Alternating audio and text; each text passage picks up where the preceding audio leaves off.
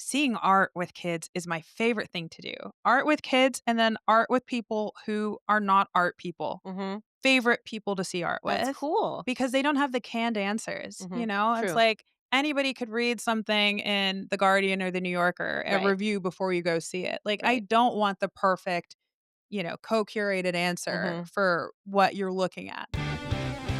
What's up, guys? We're dreamers, we're moms, and welcome to the Mommy Artist Podcast. Now let's get creatively unhinged.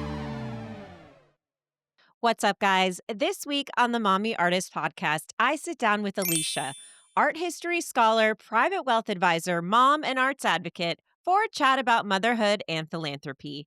From working in Texas art institutions to helping clients build legacies, Alecia shares her insight on merging creativity with strategy and why advocating for the arts in Houston matters more now than ever. Alecia, thank you so much for coming. Thank you for having me. You're welcome. Let's cheers to All this. right. I really good handshaking. I'll try not to do.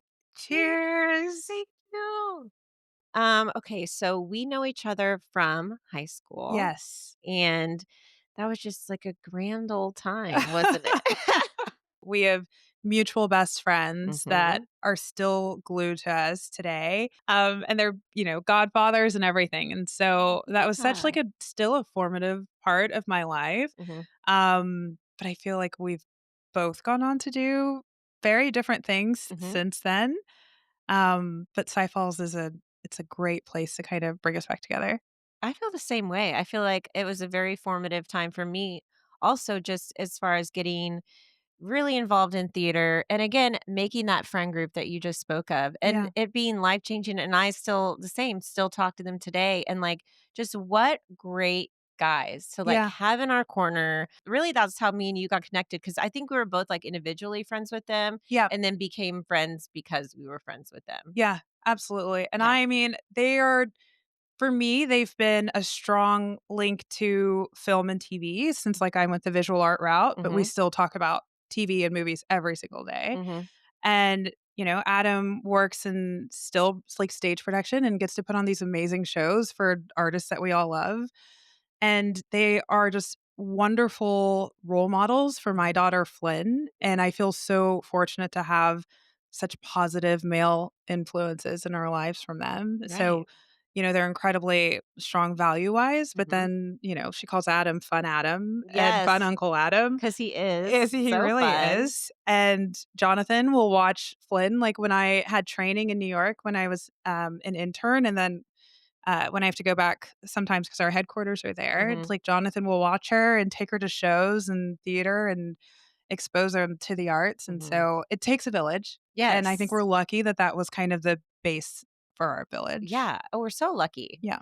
And Jonathan too, just working at the Met, just shout out real quick, Jonathan, Yeah. and just to have like a friend, like I show my kids too. I'm like, Yeah. look at this. And it's Yeah. like really cool with people that you know personally and you can show them that are in the field of arts and that are working, and like even Adam too, the light design, working on stage, and Jonathan working at the Met, and then even his like shows that I go that we see in New York, and Yeah. I haven't showed the kids those, but it's cool just to tell them that, like, we personally know people, and it Yeah. makes it so much more real. Exactly, and obtainable, Attainable, and exactly. it makes them dream bigger because Yes. my whole thing is, how can you reach for the skies or dream if you don't know what else is out there? Mhm, And so I love the seat that I'm in now, the access that I'm able to give. That's the biggest thing that I try to do every single day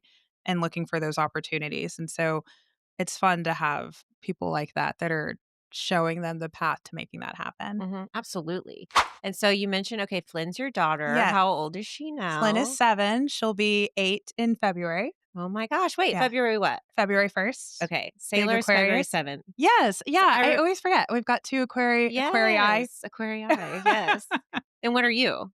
Such a Libra in Okay, all of the ways. I'm a Sagittarius. Yeah. But yes, so she is in what grade? 2nd? She's in 2nd grade. Yeah. Okay, Cool. She's in 2nd grade And and loving it. I just see on your Instagram, like, she is just living the life. Yeah. Like, you and her, truly, it's just so cool to see because you take her to all these cool places, you Yeah. show her all the things, you introduce her to the art, and I'm sure she's just like a sponge, just like I can't wait to see, like, the woman she's gonna grow up to become because Yeah. of you. Yeah. Oh, that's so sweet. Well, and likewise, like, I can't wait to see who she's going to be, Mhm. but, I think, I always knew the bare minimum was just expose them to things Right. and then let her kind of show me what it is that she's interested in. And Mhm. so she's so used like, she literally used to come with me to the museum when I worked at the Moody Center for the Arts at Rice every single Saturday. So, Mhm.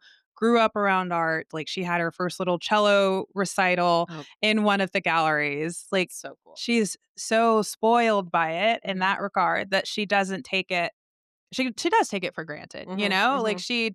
but if we go and have a picnic at the Manil, like, if Mhm. we're sitting outside, she's like, "Okay, mom, like, I'm ready to go inside and see art." She knows if we're in the vicinity of the Manil, like, she wants to go see art.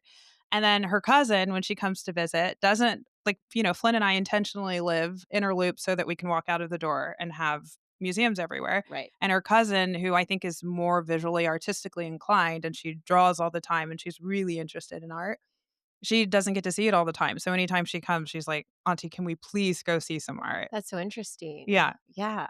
We are birthing, like, true, I feel like, artists. Yeah. I agree, and everybody has a creative impulse in them, Mhm. right? And so maybe it doesn't look like you're a painter in this very, like, literal way, but I think that I'm creative in my everyday job and that, like, I'm a problem solver, and Mhm. so I'm taking what clients are telling me and information about them, taking the resources of the platform that we have at the bank and bringing those things together. Those little synapses firing, like, that itch scratches my creative itch. And even like composing emails and taking a long time to craft the perfect email. Yes. Like I came to art history through reading and writing first. And so Mhm. that's my first love. Mhm. And so being able to flex those muscles is really important to me. And so I think Flynn has kind of an engineer mind, which feels very STEM focused, Mhm. but engineering is this nice bridge of this creative impulse and then the STEM side. And so Yes. you have to be able to take like an applied mathematics, right? Mhm. And like taking what you're learning and to kind of come up with creative solutions. Mhm. And she is so strong in that respect, whereas I'm not. And I think she says she wants to be a fashion designer. Mhm. And I think that's another good way to bring those things together Right. because Uh-huh. you can build a garment, build something really structural, Mhm. but you have to have the seed of what that creative idea is and you get to pull from impulses all over. So Mhm. I think even if she doesn't want to grow up being an artist, like exposing her to different kinds of art will give her that visual vocabulary and kind of like the archive to pull from Yes. cool ideas to make something out in the world. Yeah, that's super cool. You are so I said this before, you're so well spoken. That was beautiful, that you speak beautifully. Thank you. Yes, and you were talking about like what it is to be an artist really if you're not a painter Yeah. or, a musician. And I really think what when I started Mommy Artist, it started with therapy of Hmm. first me realizing that just my inner self or my higher self is an artist. And Yeah. like I Yeah. just live kind of like in a artistic world where I see things differently, I Mhm. hear things differently, I process things differently. And growing up, you kind of think it's like you're a weirdo Yep. or like you're like this is, cuz not everyone is like sobbing at a movie that Yeah. you're sobbing Yeah. or connecting the visual elements of a movie like you Yeah. do and it took her to really tell me like no, you are an artist in the way that you live your life. Yeah. And I think that's just also like important to spread that I message agree. as people who are now like now that the light finally turned on in me, I'm like, oh, then and then there are so few of us, I Mhm. do think. I think so too. Yeah. And that we really have to like bring the group because like, in my suburban Mhm. world, there's not many Yeah. creatives and there are, but Yeah. just you know what I mean. And so, but me being in that bubble and I could just say something simple like to my friend the other day, we were looking at the sky and it was kind of like it looked kind of like a rainbow sky. You know how the sunset Yeah. kind of like goes a rainbow. And I was like, Yeah. "Oh my gosh, just a, beautiful rainbow." She's like, Yeah. I've never seen that Yeah. way there's just something simple like that just to, Yeah. like, bring it to the people I almost. agree. Well, and then you've, like, planted that seed with her, Mhm, right? And then mhm, maybe next time she sees that way or it'll frame the way that she sees something else. mhm, I think it's so important, that thing that you said about, feeling like you were weird for seeing the world differently. mhm. I tell Flynn all the time, like, lean into that weird impulse. If the kids at school think that you're doing something weird, you're on the right track. I'd Yes. say even, like, from, like, a business standpoint, like, that's your differentiator, and that's the thing that AI can't mimic because it's not nobody's feeding that into it, and so, if you're scared about going out into the work field and all of these things being automated, you have to hold on to those little gems that make you different That make you and lean human. into it and tap into it because it's actually your superpower, and people don't know to tell you that because we just weren't raised that way, Mhm, and they're the ones that are also raising our kids, and so I'm very, borrow a finance term, bullish on that. That's what I think when I started listening to that voice is when a lot more things opened up to me, mhm. that helped me create the life that I wanted to live. We really haven't really talked about what it is that you specifically do. Yes. So let's just go into that a little bit. Tell us Yeah. what you do, and then tell us about, like, how you even began getting into, like, being on the boards of all these, because you have an Yeah. impressive list Yeah. of, like, titles and boards that you're on, and I just wanna talk a little bit about that. Sure. Okay. So I'm a banker for JP Morgan Private Bank. Mhm, And so I help families and foundations and endowments with multi generational estate planning, banking, lending, investing, basically helping them create the legacy that they want to leave behind with the resources that they have. right, And I didn't even know what private wealth management was in 2021. So I went to business school at Rice. I was working at Rice at a museum and I think this kind of ties into why I'm on so many boards and committees. I loved being at Moody Center for the Arts. It's a wonderful resource. It's free and open to the public. And so I was doing a lot of data analysis, and I was mhm, wondering if we're free, like, what are the barriers that are keeping people from coming right, here? This is an amazing resource, world-class artists, people come from all over the world. mhm, Our audience visitorship looks like people in the surrounding neighborhoods and national and global. mhm, What about the rest of Houston? true, And so I wanted to get a bigger platform where I could make people care about that mhm, kind of thing. And so it's like, I'm going to go to MBA, get my MBA and go and work at Museum of Fine Arts. It's, third largest endowment in the country. Like, what a tremendous platform to wow, make mhm, people care about these things. mhm, And then I found my way to private wealth management instead, and specifically JP Morgan because it was a great place for me to learn, largest bank in the world, all of the resources that you could ever imagine. And there was this great synergy between my desire to help people, to mhm, spread information, mhm.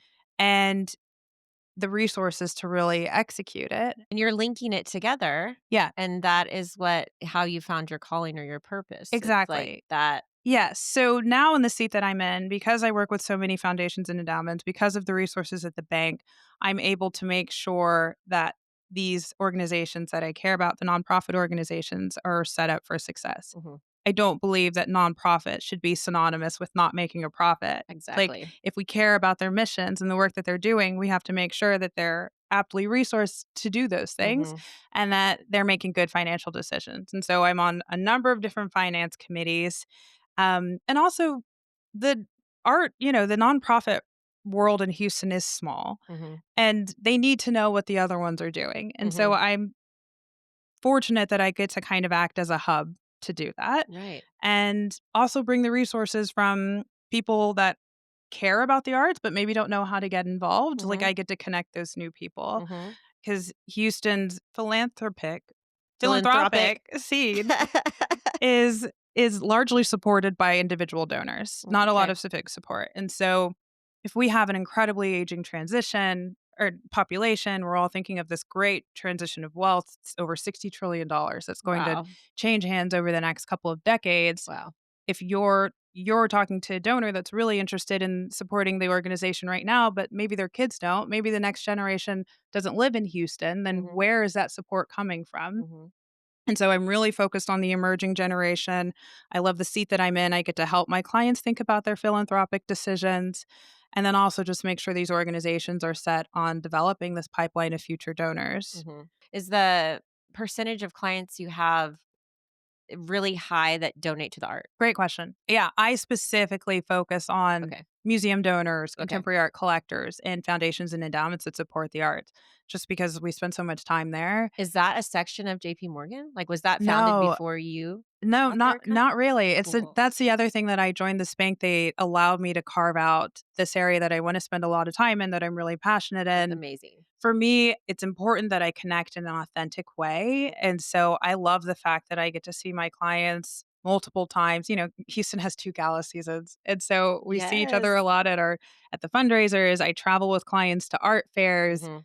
Flynn, my daughter, is super involved with it. Our kids all know each other. And for me, it's really important that I was deeply ingrained in the clients. Like, my job is to become an expert in my clients, and I Mhm. wanna do that in a real way. Like, I'm Mhm. an art history major, like, I like to do the research, Right. and it's great that we're able to connect on things. I can speak extensively to their planning aspects, but then also we can nerd out on a similar artist that we're excited about. Mhm. Mhm. So it's been this incredibly rewarding And experience what for me. an avenue for people who don't know how to help, and you're that link between them, and that's just so I feel like they do need a whole, like, Yeah. every bank needs a whole, like, department on it of Yeah. how to, just for the art's sake, and just because it does seem to be a thing of, like, entertainment, right? It's, Right. like, Right. very, give or take, and, like, it's not something we have to have. It's not like an Right. essential business or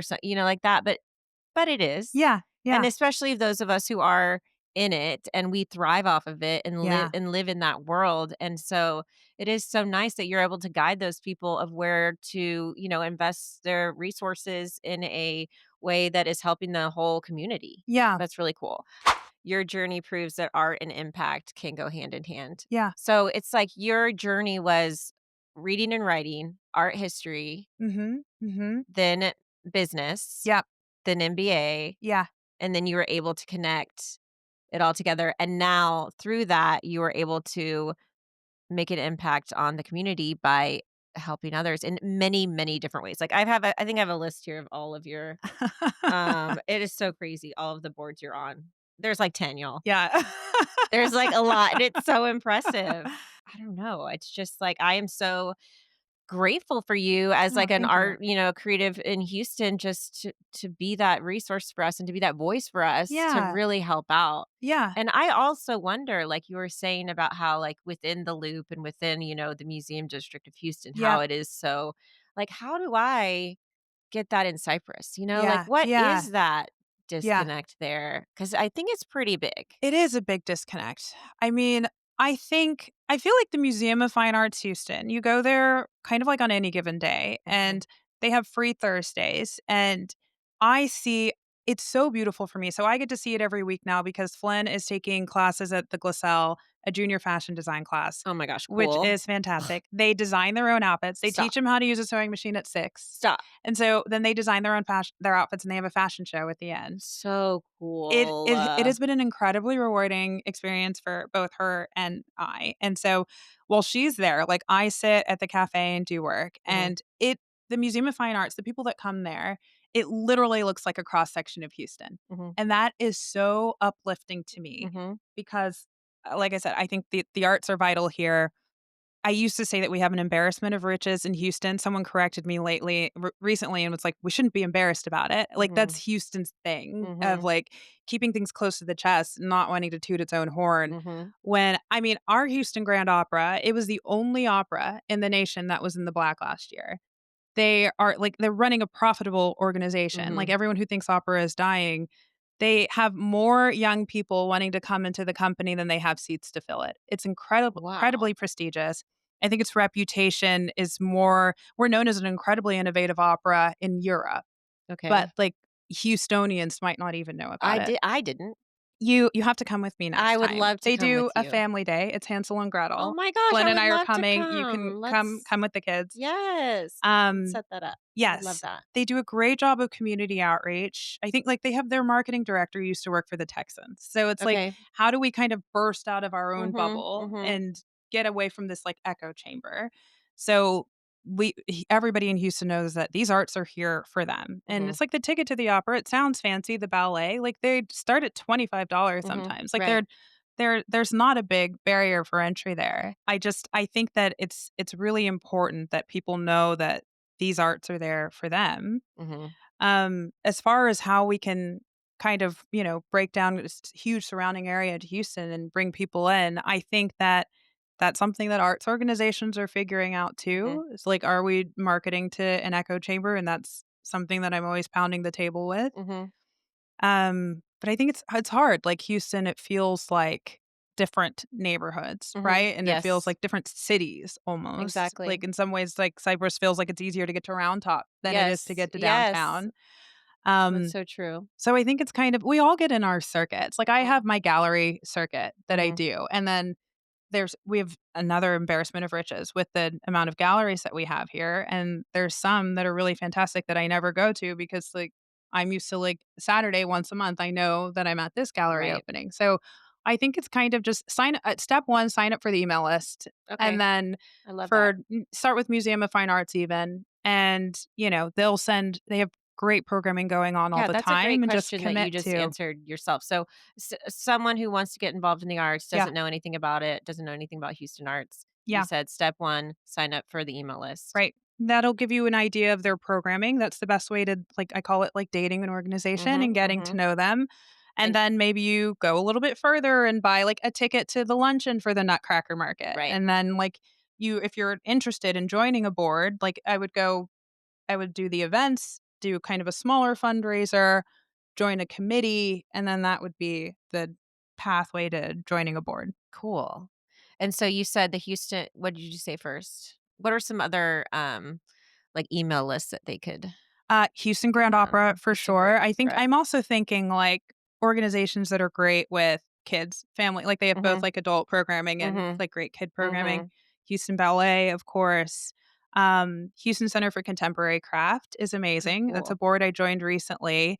They've taught me a lot about the art of craft beyond kind of just like an arts literally like arts and crafts, but Mhm. how they're doing groundbreaking work with it, like Mhm. where it fits in, like that we talked recently about generative art, like this artist that started an NFT platform, Oh, how they are merging this idea of like craft and like creating actual goods, like like generative goods, but that are being that the seed of it is with an artist that has a digital background. okay. But they do great hands-on activities once a month, and they're free. Oh, cool. And What so was that it's again? Houston Center for Contemporary Craft. It's Okay, like 2 Houston blocks from the Center for Museum of Contemporary Fine Craft. Arts. Okay. It's Flynn's favorite because Okay. she can go and make something every time. Cool. See, Um, I need to be doing these things too. And it's just I feel so disconnected too just from yeah, talking to you, just from all of it. And I mean, I guess I grew up going to the Nutcracker Ballet and I grew up going to like the Hobby Center yeah, and Theater Under the Stars and that's kind of where it stopped for me. I never yeah, went to like an opera. I yeah. never but I went to grad school at the University of St. Thomas. So I was right Oh, there nice. by the meal Yeah, collection and yeah. I picnicked there as well. Oh, good. And so that's and just living there and just being around that.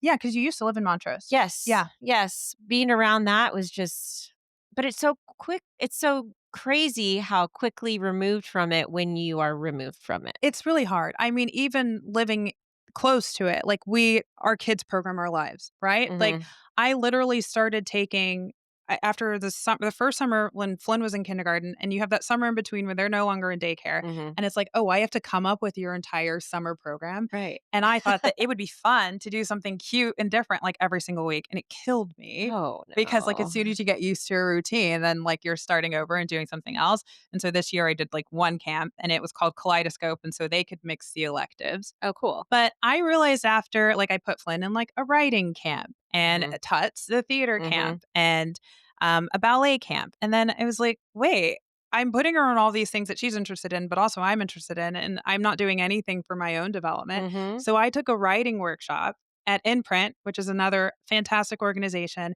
They're on the Manils Oh, campus. Like cool. right now, they're in between where the new Hotel St. Augustine is Mhm. and the Drawing Center. They're Okay. in one of the gray bungalows. 40-year-old institution. They bring a lot of Nobel Prize winners to for speaking sessions, Mhm. 3 or 4 times a year, and they do these great workshops, and I did, like, a poetry one just because Oh that my was god, very I would love available. that It was, though. like, 6 hours. It was an intensive, it was, like, 6 hours a day for the weekend, and I left so fulfilled, like, it Mhm. fueled me through the week Mhm. because it's like you hadn't flexed those muscles in Mhm. forever, and I had to write a poem and then read it to the group Mhm. and then do crits, and I was just like, like, what do I have to lose? I have no idea what I'm doing, but fine, I we'll do it. And they loved it. And they likened me to Rumi, like this 13th century, Persian That's poet. And awesome. so it's just I think it's you have to be intentional about it because Mhm. our lives are super busy Right.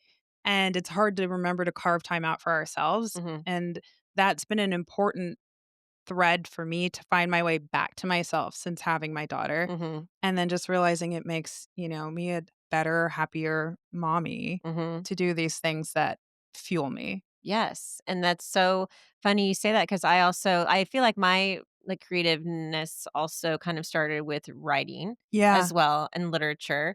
I have my master's is in British literature. I did not know that. Yeah, That's amazing. and, so the first way I kind of got back into this creative side of myself, which was, like, really just last year, was writing. And she Mm, was like, "When you're gonna be on TikTok or you're gonna be on your mhm, phone or something, instead of write. mm. Like, write about anything. Write Yep. about." And it was hard at first because 'cause Yeah. I'm like, "What do I write about?" But then it just starts flowing out of me, and recently poetry has become something that, even with my, own personal situation, Mhm. has been just like these poems are flowing out of me, and I'll just read them to someone and they're like, "Oh my gosh, like Nice. that's amazing and heartfelt," and, like, you can feel the words, but I'll do it in, like, 15 minutes, I and love that. it just comes out so quickly. And then I recently wrote one for a friend Mhm. who was going through a similar experience as I was, and she was like, "Oh my gosh, no one's ever wrote me a poem before." Oh, I I was like, love that. I had to. It That's was like it amazing. came out, and Yeah. I felt like you needed to hear this in Yeah. this way, in this metaphor. I think it was in waves, something like that. And I don't know, it really did open up, and I think the point of all this was saying it filled me up and it That's what I was filled gonna my ask. cup. And it's Yeah. just like, oh, that is what I need. Yeah. That's what keeps me going. Yeah. And even in these interviews, I love talking to people, but I'm an introvert. So Yeah. I'm like a little, every time someone comes, like me and I'm like, Hannah, like, I have to like pump myself up and like have a drink, whatever. And then, but also a big part of it is the writing of Yeah. the, kind of the script and the researching the person, I love that. and even like knowing different women and mothers who are doing the same thing, Yeah. and a lot of them started later in life, Yeah. and I think it's confidence too, Yeah. and it's like we have to It's true. build up this confidence. And now, like, you were like, "Oh, okay, I'll just read my poem and get it critiqued and all this Yeah. stuff." Like, I feel the same way. I'm like, Yeah. "Put me in a I loved college though. I love I did school." too. And I'm I like, did "Put me in a too. class, I'll Yeah. talk." Same. I'm always raising my hand. It is Yeah. so funny because I won't go up to a group of people in a crowd, Right. and I won't go, like, ask for something at the grocery store because I don't know where it is. I'll spend, Yeah. like, an Yeah. hour looking for it.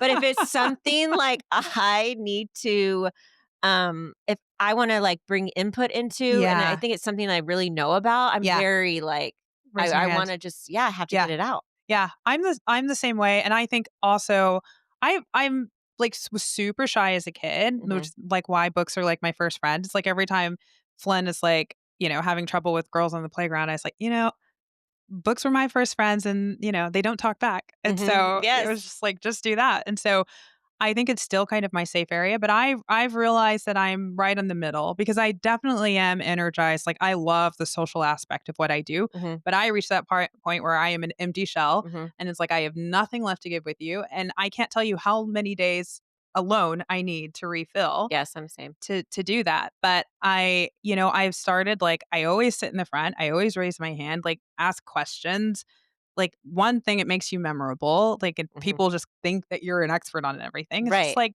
no, I had an idea and I shared it, and people just don't do that, Right.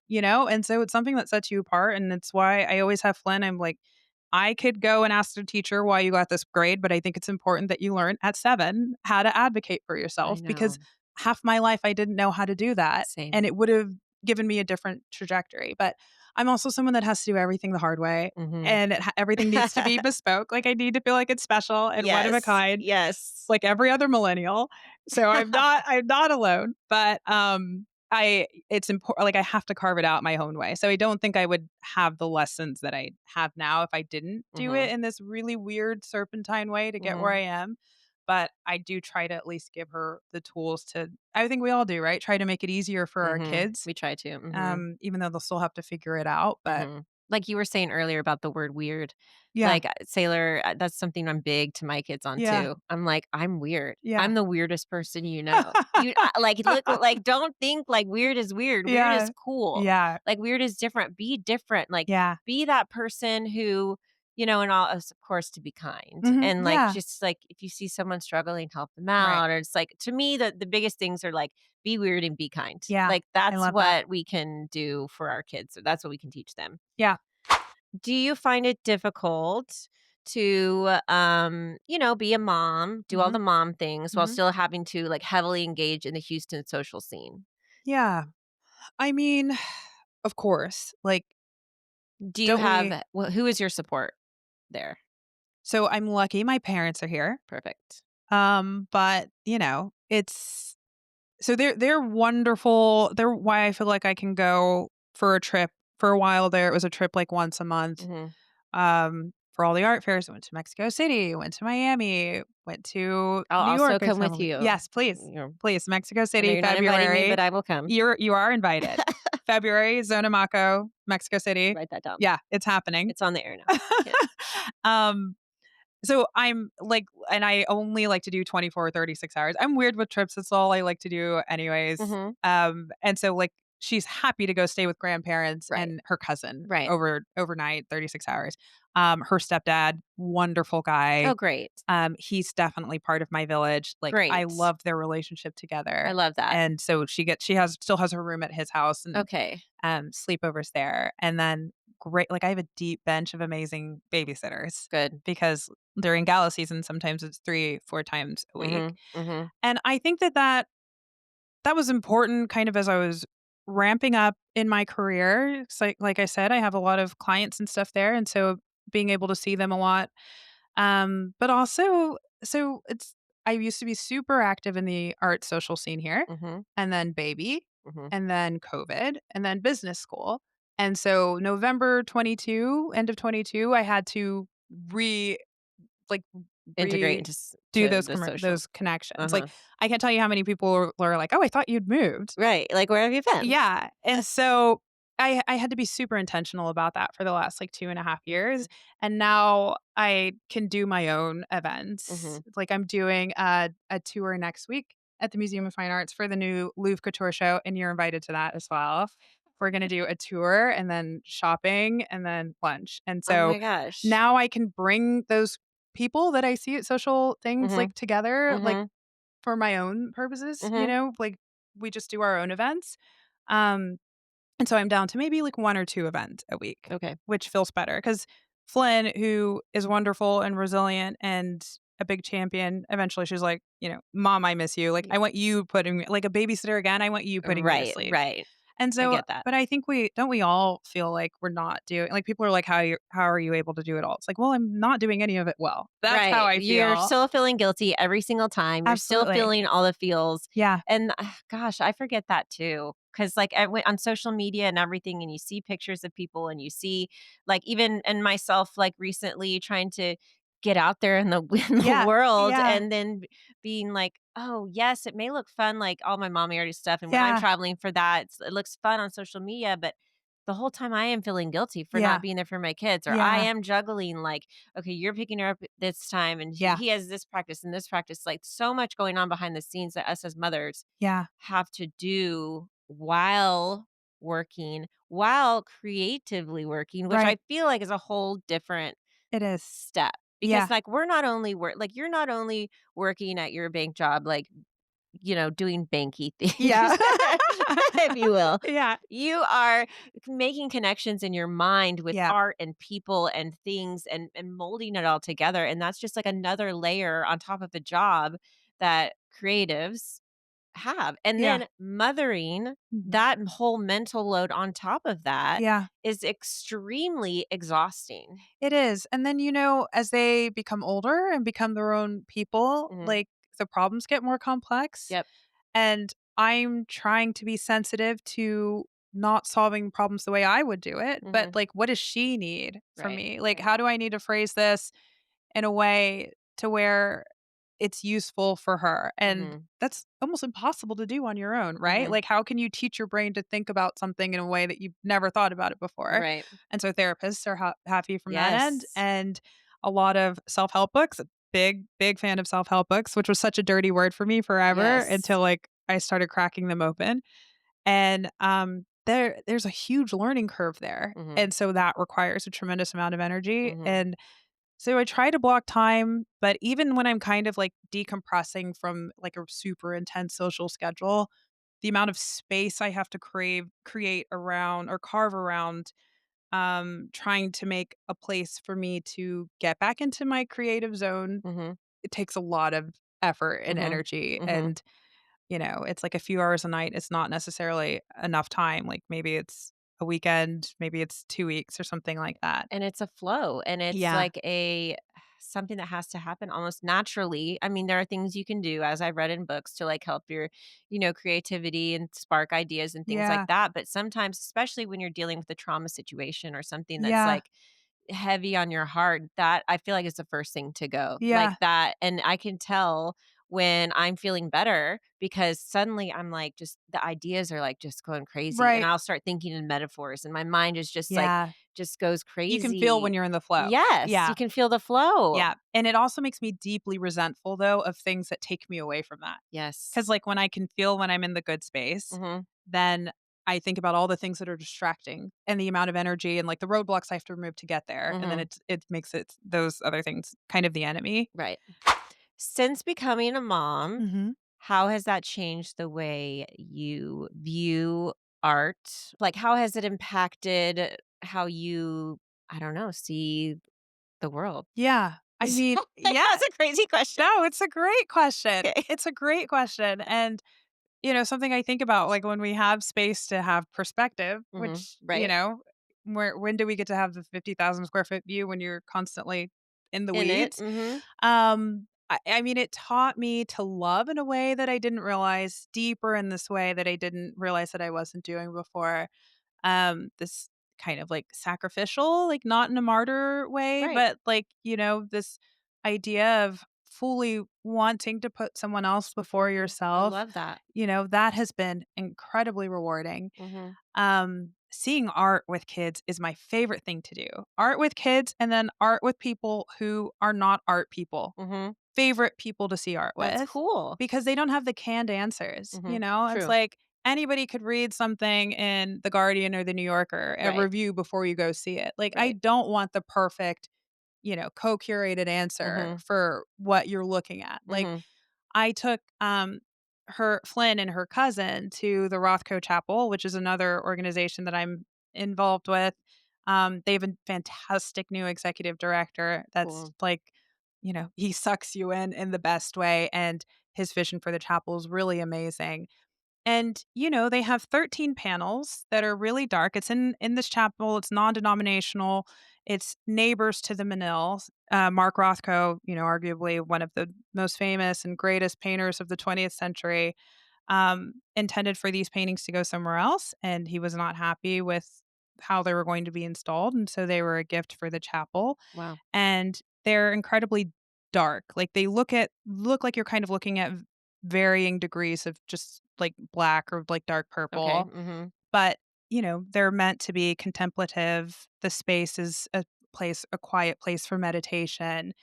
And it's a place where, like, if you for instance, they'll do weddings there, like, once a month, Mhm. and they could only do weddings there for people who are maybe interfaith, or at the time when gay marriage wasn't legal, then Mhm. they could go there. They only do marriages for people that can't get married anywhere Okay, else. wow. And so it's this place where it's meant to get together. They have 3 different kind of pillars of their mission: Mhm. art with the Rothko paintings, spirituality, and social justice. Right now, it literally feels like potentially life-saving because it's facilitates conversation for people that cannot have conversations with each other. Mhm. And I that's one of the reasons I love art and support art. I think it's a catalyst for connection Absolutely. and conversations and helps us let our guards down because Mhm. maybe if we're meeting in this kind of universal space where we might disagree about everything else, but we can both appreciate that. Mhm. That's the spark for conversations and can hopefully lead to if you can change somebody's ideas and you can change minds and then think of that idea writ large, like, Mhm. I kind of think it's the only thing that's gonna save us in the end. Wow, I really need to revisit that place because Yeah. when I was there, I had no idea the history and, like, everything about it, and it Yeah. sounds so amazing.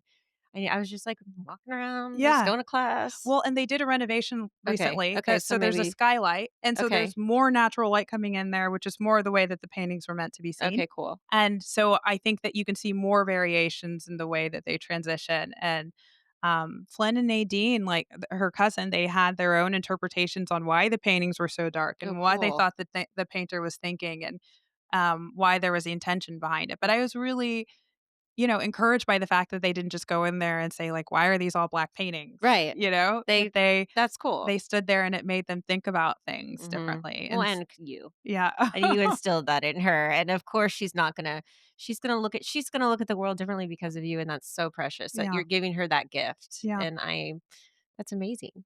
How do you bridge the elevated nature of art philanthropy Mhm. and the everyday artist, like, for, say, the mommy artist? How could someone like me feel less intimidated Yeah, by the, very fancy art scene? Like, I just yeah, feel like just I feel like I'm an artist, and I say I am, yeah, but then I speak to someone like you who, like, knows real names of yeah. artists and real art, and Yeah. it feels like a disconnect there, but, like, you don't feel that way, right? Like, it's No. not like she's Right, look at yeah, her and her yeah, no. pink mommy artist. I think everybody, even like I've talked to incredibly established artists or like bankers that have been in their seat for, 20 years. Everybody still feels like they have imposter syndrome. Mhm. And let me just say, to whatever authority that I can speak to, like I give people the permission. Like if you write, like if you're a lawyer by day and you're writing at night, like call yourself a writer. Like you're Mhm. just as much of a writer I love as that. somebody that like just because it's their profession, that doesn't mean that they get to have that title and you don't. I Mhm. fully disagree with that. Mhm. That reminds me Um, of Jonathan a little bit. I feel like he's told me that before. yeah. Oh, Just yeah, kind it's of true. like That's something we absolutely agree on. mhm. Like, you're putting structure around words, you're putting it out into the world, like, you are doing it. I think, yeah, that's this other thing. I talked to a collector once, and she introduced herself to me, and, she's like, "I'm not really a collector." The works that's in this woman's house would could fill a museum. Right. And I don't know if potentially, she was trying to fly under the radar or if she really still feels like at her level, Mhm. like that she's not a collector. So just own it. Like Right. it's yours. Like you don't need any permission for I love that. that. Like I think that it also kind of helps you to do it more often Mhm. and More authentically. more authentically and meet in that same space as people that are doing it professionally. Mhm. And a lot of artists, they also have like teaching jobs. Do you think Mhm. that doesn't stop them from calling themselves artists? Right. And maybe one day they're able to get their practice to a place where they just do it full time. Mhm. It doesn't mean that until that time that you can't own that title. Mhm. I love that. Yeah, I Thanks think for that just do insight. it. Start doing it today. Yeah, just do it. Yeah. And do it like dance like no one's Yeah, watching. exactly. Are you ready for our hot seat segment? What's your next dream city to visit with your daughter? Great question. So we're supposed to be going to Florence with the Rothko Chapel. The artist's son is arranging this amazing exhibition that's going to be across 3 different sites in Florence. So it's combining like 20th century art and some of the historic structures in there. Cool. And so that's where, we went to Paris this year, just Flynn and I. And so it's like, I think we need to one up it Oh my and God. go hang out with Y'all are Mark so Rothko's cool. son in Florence. Absolutely. That's so cool. Yeah. Okay, what's the most underrated gallery, in your opinion? Can I pick 2? Yep. I think the Houston art scene right now on the galleries side is going through a huge renaissance. It's super exciting. So there's lots of great stuff going on. Okay. But I will pick two friends. So Laura Burton has a gallery. Both of them are in the Heights, actually. You could do a gallery day and walk to both of them. Laura Burton, she comes to us by way of New York. And she has a great just contemporary art space. It's in the Heights. It's attached to this well-known artist studio that used to be Bill's Junk. But she just has a lot of different like conceptual artists. She's actually in Miami, Art Basel Miami right now. She has a booth there. She's been here for 2 years and she's really blowing it up. In fact, I can show you a picture of her and Flynn in Art Forum from the art fair. Yes. But she's always bringing great new artists. She works with some local artists, but a lot of them from all over the world. And so what a great new voice for Houston and has introduced me to so many great new artists. And Ferns Gallup, also in the Heights, which is a gallery and also just like you could buy, they have a wide range of places. So it's owned by my friend Louise Pennebaker, who's a fantastic artist and also has just birthed this fantastic sort of I call it a quasi gallery because it really covers so many different spaces. But you can go there and like there's this cat clock that Flynn wants for her room that we're going to go get. And then she also has some of her paintings and a lot of different great artists from all over. And she does shows and openings like every other month or something like that. And so another very important question. Do you believe in aliens? I believe in aliens because I don't have enough evidence to not believe in them. Yes. So if I had to pick a side, I am, humble or whatever enough to, of course, think that the universe is a vast place and we're not even a speck on it. And so there's a greater likelihood that more life lives out there than there isn't. That's a very that's like a lawyer response. It's like as really if you like were talking to a client. It's really how I thought about it. It's like I don't have any proof either. It's the same way I feel about ghosts. Like I've never encountered one, but like in we use 10% of our brain. Like in my limited capacity, like how could I rule something like that Absolutely. out? Right? That just means you're so smart. I wish everyone thought like you. It's true. Okay, if you could time travel, what would your favorite art era be to live in? Yeah.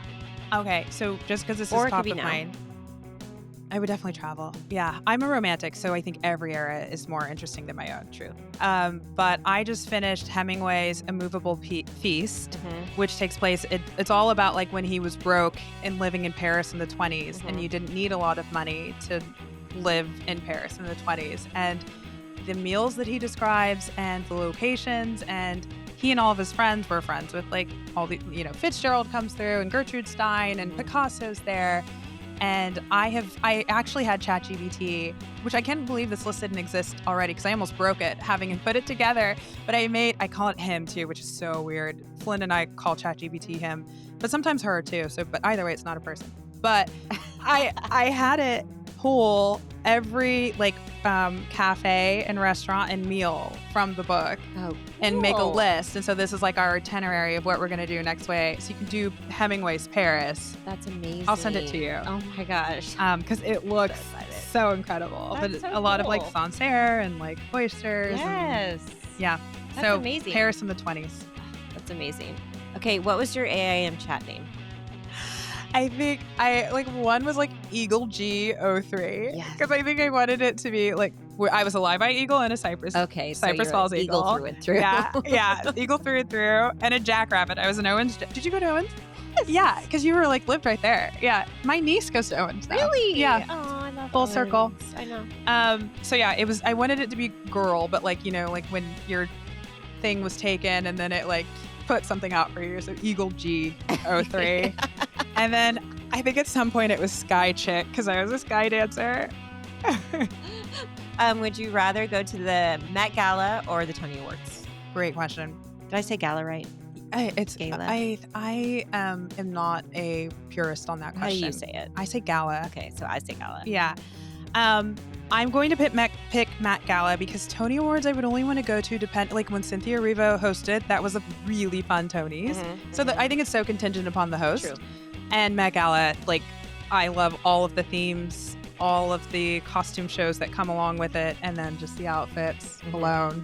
Okay, would you rather be told, Mom, I need 100 cupcakes by tomorrow, or Mom, I signed you up to be the class volunteer? For sure, class volunteer. I love that stuff. Me I too. volunteer in the library. Me I too. raised my hand for mystery reader. Me too. I love being at the school too. I love being. And I they think love I'm so peeking in it. cool. I know, and I love being Flynn's mom. Yeah. Like that's my favorite. That would be my they're screen name Sailor's now. mom. Yeah, I know what you mean. Yeah, I wear that badge with honor. So do I. I love that. Okay, this is the last question I have for you. What do you think the most chaotic thing in your notes app is? So Flynn started her Christmas list in, I don't know, July or something. And I'm a big, like, I would rather do trips and like experiences than like piles of toys. But Flynn, of course, is good and wants piles of toys. And so she picked like, the 6 items that she wanted. And then every now and then it's like 10 lines of you decide, you decide, you decide. And so like I looked through this and I was like, Flynn, if you don't know what you want, like what? She's like, no, and I remember listening to her do the voice app, like in the back of the car. And she was just like, you decide, you decide, you decide. But she wants that many. Yeah. I think that's what it's a placeholder for. Exactly. A gift, but you decide. Yeah. And so like looking at it on paper, it just looks manic. That's funny. I love that.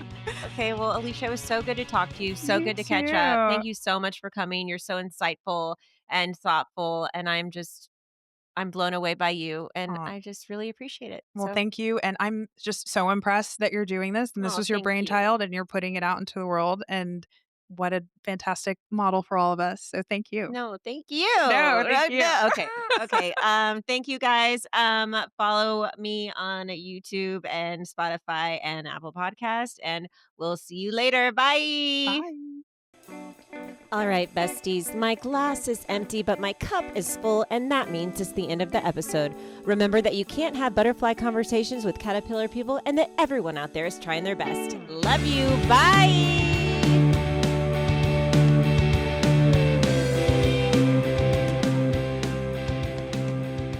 You can find the Mommy Artists podcast on YouTube to watch the full video. Give it a like, hit subscribe, and come back next week for more iconic chaos and creative magic. But no worries if not.